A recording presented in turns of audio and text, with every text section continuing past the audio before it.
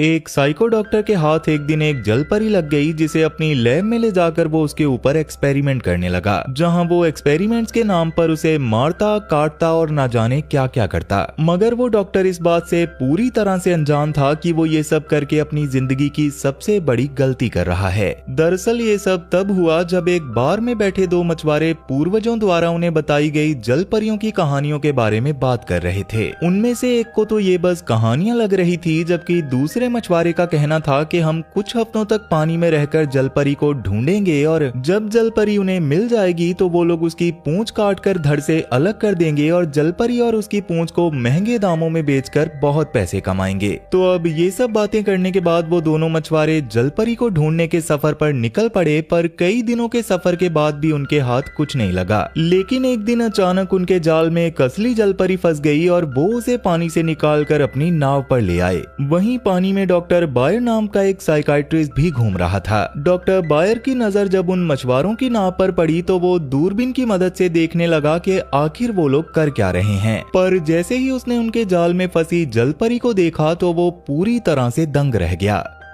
दूसरी ओर नाव पर वो मछुआरे इस बात से काफी खुश थे कि फाइनली उन्होंने एक जल परी को पकड़ लिया था। मगर तभी जल परी ने उन्हें अपनी ताकत की एक झलक दिखाई और फिर से पानी में कूदने की कोशिश करने लगी। लेकिन उससे पहले ही वो मछुआरे जल परी के साथ मारपीट करने लगे, जिसके दौरान एक मछुआरे ने रस्सी का एक सिरा जल परी के हाथ पर बांधा और दूसरे हिस्से को अपनी नाव पर बांधने की कोशिश करने लगा। पर जल्दबाजी के चक्कर में वो रस्सी मछुआरे के हाथ में ही अटक गई और जैसे ही जल परी पानी में कूदी तो वो मछुआरा भी उसके साथ पानी में जा गिरा। जिसके बाद जलपरी मछुआरे को पानी में अपने साथ इधर उधर ले जाने लगी, जबकि दूसरा मछुआरा बंदूक उठाकर जलपरी पर निशाना लगाने की कोशिश करने लगा। पर उसकी बंदूक की गोली जलपरी को लगने की बजाय उसका साथी मछुआरा ही उसकी गोली का शिकार हो गया, जिसकी वजह से उसकी मौत हो गई। ये सब होता हुआ डॉक्टर बायर ने भी देख लिया था, इसलिए वो उस मछुआरे की नाव की ओर बढ़ने लगा। वहीं अपने साथी के मरने के बाद भी उस मछुआरे ने हार नहीं मानी और एक बार फिर से जाल को पानी में डालकर जलपरी को जाल में फंसाकर अपनी नाव पर वापस ले आया। इसी दौरान डॉक्टर बायर भी उस नाव पर पहुंच चुका था, पर उस मछुआरे के हाथ में हथियार होने की वजह से वो फिलहाल छुप गया और जलपरी की मदद करने के लिए सही वक्त आने का इंतजार करने लगा। मगर तब तक बाहर उस मछुआरे ने अपनी कुल्हाड़ी से जलपरी पर कई वार किए और उसकी पूंछ को काटकर उसके शरीर से अलग करने के बाद उसने जलपरी के हाथ में पहना हुआ उसका ब्रेसलेट निकाला और जलपरी को नाव के उस हिस्से में फेंक दिया जहां मछलियां रखी जाती हैं।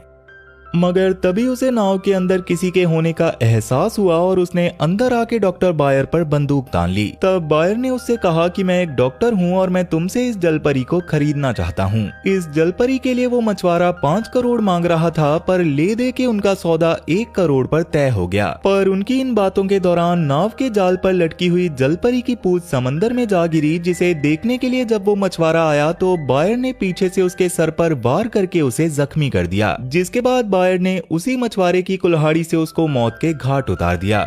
तो इस सब के बाद डॉक्टर बायर ने कई दिनों तक जलपरी को अपनी बोट पर ले जाकर उस पर रिसर्च की, जिसमें 13 दिन बाद जलपरी की मछली जैसी चमड़ी किसी रेशम के खोल जैसी चीज में बदलने लगी थी। फिर लगभग 70 दिनों के बाद वो रेशम का खोल बड़ा होकर फट गया और उसके अंदर से जलपरी के इंसानों जैसे पैर उगाए। जिसके बाद धीरे धीरे जलपरी के पैर तंदुरुस्त हो गए और उसने खाना खाना भी शुरू कर दिया था, जिसमें वो बस मछलियां खाती थी। लेकिन अब भी वो चल नहीं पा रही थी, इसलिए 94 दिनों के बाद बायर जलपरी को अपने मेंटल हॉस्पिटल ले आया ताकि वो उस पर और ज्यादा रिसर्च कर सके। पर उस हॉस्पिटल की अजीब बात ये थी कि वहाँ की मरीज सिर्फ लड़कियां ही थी। उन लड़कियों में एक का नाम जून था, जिसे हॉस्पिटल में एक लड़की दिखाई देती थी, पर हैरानी की बात ये थी कि उसके अलावा वो लड़की किसी और को दिखाई नहीं देती थी, जिसका मतलब साफ था कि जून को दिखाई देने वाली लड़की एक भूत है।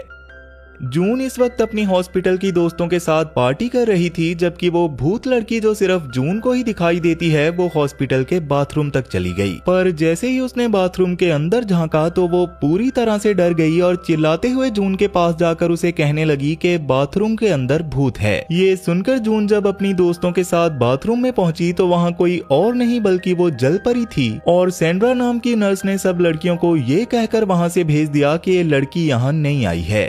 अब इसके बाद रात को जब वो भूत लड़की पूल के पास गई तो वहाँ उसे फिर से जलपरी दिखी, जिसे देखकर वो डर के मारे भागकर जून के पास चली आई। पर इसमें हैरानी की बात ये थी कि जलपरी ने भी उसे देख लिया था। इसके बाद जब दो लड़कियां पूल के पास बैठी हुई थी तो वो भूत लड़की छुपकर जलपरी को देखने लगी। तब जलपरी रेंगकर अपनी व्हीलचेयर तक पहुंची और उस भूत लड़की का पीछा करने लगी, जबकि वो भूत जलपरी से ऐसे डर रही थी जैसे वो नहीं बल्कि जलपरी भूत हो। अब इसके अगली सुबह सैंड्रा जलपरी को पूछने आई कि आज लड़कों का स्विमिंग मैच है तो क्या तुम हमारे साथ मैच देखने चलोगी। पर जलपरी ने उसकी बात का कोई जवाब नहीं दिया। लेकिन जब सैंड्रा ने जलपरी को खेलने के लिए कुछ खिलौने दिए तो जलपरी ने उनमें से एक जलपरी वाला खिलौना उठाया और उस खिलौने की पूंछ तोड़ दी। जिसके बाद वो सैंड्रा को समझाने की कोशिश करने लगी कि मैं एक जलपरी हूँ और कैसे कुछ मछुआरों ने मेरी पूंछ काट कर मेरे शरीर से अलग कर दी। तब सैंड्रा को तो जलपरी की कोई भी बात समझ नहीं आई, पर शायद उस भूत लड़की को उसकी बातें समझ आ रही थी। इसी बीच भूत और जलपरी के बीच दोस्ती भी हो गई थी, पर जैसे ही जलपरी ने सीसीटीवी कैमरा के मूवमेंट को देखा तो वो उस कैमरा से डर के बेड के नीचे छुप गई। अब इसके थोड़ी देर बाद मिलर नाम का एक डॉक्टर जलपरी को देखने आता है, जो कि इस वक्त बाथरूम में बैठी हुई थी। जहां सैंड्रा ने मिलर को बताया कि इस लड़की के माथे पर समुद्री घास जैसा कुछ उगा हुआ है, पर मैं अपना काम खत्म होने तक उसे नहीं काटना चाहती। और मिलर ने जलपरी की हालत देखकर सैंड्रा को बताया कि ये लड़की किसी चीज से या फिर किसी हादसे से बहुत ज्यादा डरी हुई है। खैर अब उसी रात सब लड़कियां एक साथ बैठी हुई थी और बाहर आए तूफान की वजह से अचानक वहाँ की लाइट चली गई। तब जैसे ही जलपरी ने इशारों में बात करना शुरू किया तो मिलर सबको उसकी बातों का मतलब समझाने लगा। जलपरी ने सबसे पहले कहा कि इस हॉस्पिटल में एक लड़की है जिसे कोई नहीं देख पाता। ये सुनते ही सब लड़कियां थोड़ा सा डर गई थी, क्योंकि अब उन्हें जून की बात पर भी यकीन होने लगा था कि उसे इस हॉस्पिटल में एक लड़की दिखाई देती है। इसके साथ ही जलपरी बताती है कि मैं इस दुनिया से नहीं बल्कि पानी की दुनिया से आई हूँ और मैंने इशारों की भाषा कुछ समुद्री लुटेरों से सीखी है। आज से कई साल पहले कुछ लोगों ने जलपरियों को समंदर से पकड़ लिया और उन पर एक्सपेरिमेंट किए। उन्हीं का डीएनए आज इंसानों में मिल गया है, इसलिए आज भी कई लड़कियों के अंदर समंदर वाली जाति का हिस्सा छुपा हुआ है, पर उन्हें इस बात का कोई एहसास नहीं है। जलपरी की इन बातों से सबको इतना तो समझ आ गया था कि वो खुद को एक जलपरी समझ रही है, पर उनका सवाल था कि अगर वो जलपरी है तो उसके पैरों की जगह उसकी पूंछ क्यों नहीं है। जिस पर जलपरी ने कहा कि ये सब तब हुआ जब कुछ लोगों ने मेरी पूंछ काटकर मेरे शरीर से अलग कर दी, और जिन जलपरियों की पूंछ को अलग कर दिया जाता है वो पूरी तरह इंसान में बदल जाती हैं। पर इस तरह से बस कुछ जलपरियां ही होती हैं जो जमीन पर जिंदा रह सकती हैं, और अगर जल्दी ही वो समंदर में नहीं गई तो वो भी मर जाएगी। जलपरी की ये बातें सुनकर सब लड़कियां पूरी तरह से हैरान हो गई थी, पर फिर भी उनमें से किसी को भी उसकी बातों पर यकीन नहीं था। लेकिन जलपरी की इन बातों को डॉक्टर बायर ने भी सुन लिया था और उसे जलपरी पर बहुत गुस्सा आ रहा था, क्योंकि जलपरी ने अपनी सच्चाई सबको बता दी थी। इसलिए सब लड़कियों के सो जाने के बाद बायर दो गार्ड्स के साथ जलपरी को बुरी तरह से घसीट कर ले गया। बायर जलपरी को हॉस्पिटल के नीचे बनी अंधेरी बेसमेंट में ले गया, जबकि अंधेरे से डरने की वजह से वो गार्ड्स बाहर ही रुक गए। वहीं इस हॉस्पिटल में रहने वाली लड़कियां ये सोच रही थी कि आखिर डॉक्टर अब उस अजीब लड़की यानी कि जलपरी को कहां ले गया होगा। इसलिए उनमें से लिंडा नाम की एक लड़की इस बात का पता लगाने के लिए हॉस्पिटल में जलपरी को ढूंढने लगती है, मगर इसी दौरान डॉक्टर बायर ने उसे देख लिया था। पर बायर ने उसे रोकने की बजाय उसे एक टॉर्च दी और लिंडा को जलपरी के नीचे होने के बारे में बताकर उसे बेसमेंट में भेज दिया। उस बेसमेंट में जलपरी के साथ वो भूत लड़की भी आई हुई थी, जो लगातार लिंडा को आवाज लगा रही थी, पर लिंडा को उसकी आवाज सुनाई नहीं देती। तब लिंडा टॉर्च की मदद से बेसमेंट में जलपरी को ढूंढ रही थी, जिसके दौरान उसे एक पागल औरत दिखाई दी। उस पागल औरत को अपनी ओर बढ़ता हुआ देखकर डर के मारे लिंडा नीचे बने एक कैबिन में कूद गई, जहां डॉक्टर बायर ने एक पालतू कुत्ता रखा हुआ था। उस कैबिन के अंदर गली सड़ी कई इंसानी लाशें पड़ी थी, जिनमें कीड़े रेंग रहे थे, पर इस कैबिन में कूदते वक्त लिंडा के हाथ से टॉर्च गिर जाने की वजह से उसे कुछ भी दिखाई नहीं दे रहा था। इसी बीच लिंडा का हाथ उस कुत्ते पर लग गया, जिससे डर के मारे वो कैबिन से बाहर निकलने की कोशिश कर ही रही थी कि तभी उस कुत्ते ने लिंडा पर हमला कर दिया और लिंडा मारी गई। तब डॉक्टर बायर भी बेसमेंट में लगे सीसीटीवी के जरिए ये सब देख रहा था, जिससे ये बात तो साफ हो गई थी कि बायर बिल्कुल भी अच्छा इंसान नहीं है। वो यहाँ रहने वाली लड़कियों को मारकर उनका मांस उस कुत्ते को खिला देता था, ताकि किसी को भी उसके ऐसा करने के बारे में पता ना चल सके। खैर अब इसी दौरान बायर ने देखा कि जलपरी खुद ही रेंगकर बेसमेंट से बाहर आ गई थी, जहां उस हॉस्पिटल में रहने वाली लड़कियां उसे टीवी दिखाती हैं और उसका श्रृंगार भी करती हैं। जिसके बाद फिर से जलपरी के अलग अलग टेस्ट किए जाते हैं, जिन्हें कैमरास के जरिए डॉक्टर बायर भी देख रहा था। उन टेस्ट के दौरान पता चलता है कि अब तक जलपरी के शरीर में काफी बदलाव आ चुका है और वो अब धीरे धीरे चलने भी लगी थी। तब सेंड्रा जब जलपरी को कपड़े पहनाकर एक पल के लिए वहां से गई तो जलपरी उसकी आंखों से ओझल हो गई। इसलिए सेंड्रा ने डॉक्टर बायर के पास आकर उसे कहा कि अगर तुम्हें कैमरास के जरिए वो लड़की कहीं दिखाई दे तो मुझे जरूर बताना। लेकिन अगले ही पल सेंड्रा को जलपरी मिल गई, जो हॉस्पिटल में ही घूम रही थी। इसलिए सेंड्रा उसे पकड़कर बाकी लड़कियों के पास ले गई, जहां बाकी लड़कियों की भी जलपरी के साथ काफी अच्छी दोस्ती हो गई थी। लेकिन रात के वक्त अचानक जलपरी कांच की खिड़की को तोड़कर जंगल में भाग गई और बाकी सब लड़कियां और वो भूत लड़की भी उसके पीछे पीछे भागने लगी। भागते हुए जंगल में वो सब एक नदी के पास आ पहुंची और मजे करने के लिए उस नदी की ओर बढ़ने लगी। लेकिन उस नदी में पानी काफी कम और बहुत गंदा था, इसलिए वो अगले ही पल नदी से बाहर आ गई। वहीं हॉस्पिटल में सेंड्रा डॉक्टर बायर से लिंडा के बारे में जानने की कोशिश कर रही थी, पर बायर ने उसे बस इतना कहा कि लिंडा जहां भी है वो बिल्कुल ठीक है। उधर जंगल में जब रात थोड़ी गहरी हो गई तो सब लड़कियों को काफी ठंड लगने लगी, जिसकी वजह से उन सब ने एक एक करके हॉस्पिटल में वापस जाने का फैसला किया। जबकि रैना नाम की लड़की और वो भूत लड़की जलपरी के पास वहीं नदी में ही रुक गए। जलपरी इस वक्त उस नदी में थी और कई महीनों के बाद खुद को पानी में और आजाद देखकर वो काफी खुश थी। तब इतनी ठंड में जलपरी को पानी में देखकर रैना उसे अपनी जैकेट देने चली गई, जहाँ जलपरी ने उसे गले लगा लिया। रैना को भी इससे काफी अच्छा लगा और वो भूत लड़की भी पास में खड़ी हुई ये सब देख रही थी। खैर अब सुबह होने पर जब रैना और भूत लड़की की आंख खुली तो उन्हें जलपरी कहीं नहीं दिखी। तब रैना तो जलपरी के ना मिलने पर हॉस्पिटल में वापस चली गई, जबकि उस भूत लड़की ने जलपरी को ढूंढने का फैसला कर लिया था, जिसे थोड़ी देर ढूंढने के बाद फाइनली उसे जलपरी मिल गई थी, जो कि एक ही रात पानी में रहकर बिल्कुल पहले जैसी ही हो गई थी। एक रात में ही जलपरी के पैर उसकी पूंछ में फिर से बदल गए थे और वो भूत लड़की ये सब देखकर काफी ज्यादा हैरान थी। पर तभी उसे समझ आया कि उस पूल की बजाय जलपरी की पूंछ इस पानी में इसलिए उग गई क्योंकि इस नदी के पानी में क्लोरीन नाम का एक केमिकल था। उस भूत लड़की ने अब जलपरी की मदद करने की ठान ली थी और उसका कहना था कि वो किसी भी हाल में जलपरी को समंदर तक लेकर जाएगी। वहीं डॉक्टर बायर और सेंड्रा गाड़ी से कहीं जा रहे थे कि तभी जलपरी एक व्हीलचेयर की मदद से उनकी गाड़ी के सामने से गुजर रही थी। तब जानबूझकर डॉक्टर बायर ने जलपरी को अपनी गाड़ी से उड़ा दिया और अपने गार्ड्स की मदद से फिर से उसे हॉस्पिटल के अंदर ले आया, जहां मार्गरेट नाम की एक नर्स जब जलपरी को बेहोशी का इंजेक्शन लगाने की कोशिश कर रही थी तो जलपरी ने अपने पूंछ की मदद से उसे दूर फेंक दिया। जिसके बाद गार्ड और डॉक्टर बायर ने जलपरी को अच्छे से बांध दिया। वहाँ वो भूत लड़की सेंड्रा को चिल्लाकर जलपरी की मदद करने को कह रही थी, पर सेंड्रा को उसकी आवाज सुनाई नहीं दे रही थी। पर अगर उसे भूत लड़की की आवाज सुनाई दे भी जाती तो सेंड्रा इस वक्त जलपरी की कोई भी मदद नहीं कर सकती थी। खैर अब जलपरी को यहाँ से कहीं और ले जाने के लिए बायर एक गार्ड की मदद से जलपरी को अपनी गाड़ी में रखने लगा और खिड़की से सब लड़कियां उसे देख रही थी। तब इस राज को राज रखने के लिए सबसे पहले बायर ने अपने गार्ड को मार डाला, जिसे बाकी सब ने भी देख लिया था, इसलिए बायर के पास उन सबको मारने के अलावा और कोई रास्ता नहीं था। तब बायर हॉस्पिटल के अंदर आकर उस कमरे का दरवाजा खोलने की कोशिश करने लगा जिस कमरे में सेंड्रा और सब लड़कियां थी, लेकिन अंदर से दरवाजा लॉक होने की वजह से वो दरवाजा नहीं खोल पाता और वहां से चला जाता है।